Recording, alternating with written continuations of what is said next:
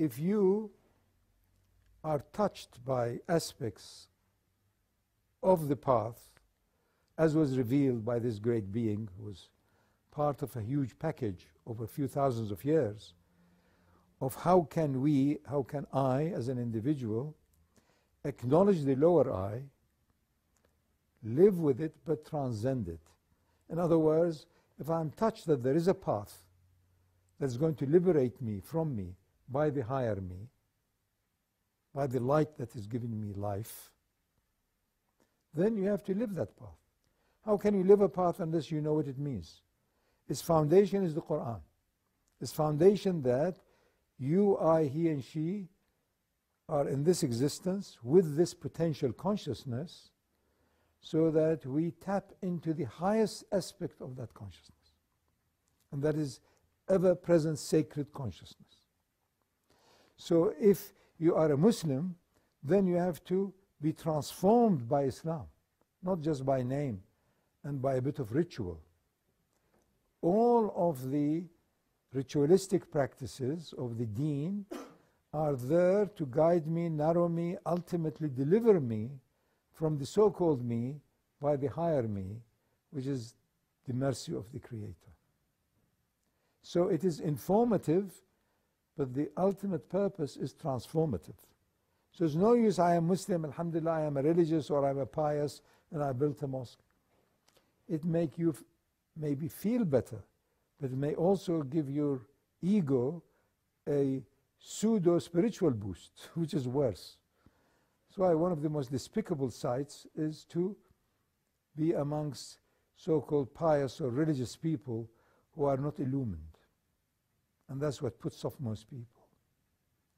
So my advice to a Muslim living in the West is that you need to be with few like-minded people so that you reflect the higher amongst yourself, not the lower, which is what are you doing in the world, how much money, more money you have made.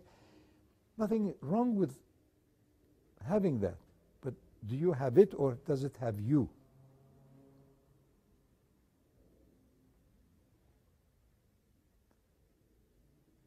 Ultimately, piety or righteousness doesn't mean you should have nothing. In truth, the so-called you is nothing, but the real you contains within it everything.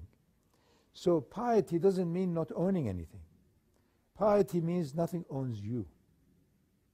You realize that you have a connection, you realize you have an attachment, you realize that you have a relationship. But this is at a lower end of human consciousness, which is necessary, but most insufficient. My advice to the Western Muslim is to learn your Quran, live your Quran, and think, intend, act as though the prophetic being who is Quran manifesting as a human is next to you. So you know the boundaries.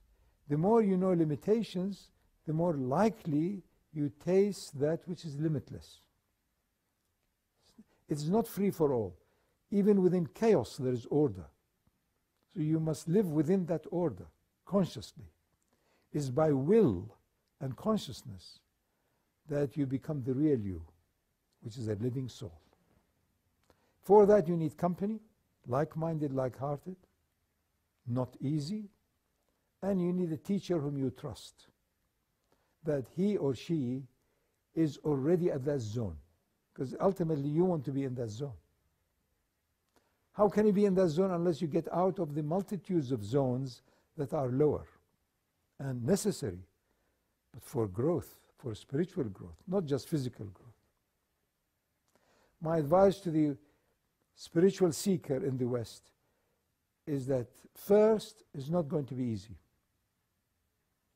Not easy to balance the outer demands and the torrent of, if you like, all kinds of outer impacts upon your life by having periods of sublime silence. You need, as you progress, to be determined to allocate 2-3 occasions during the day for, if you are a Muslim, on salat, if you are in others, on meditation, to transcend the day-to-day, the minute-to-minute impact upon you. You need to stop it, empty your mind, touch the zone of infinitude.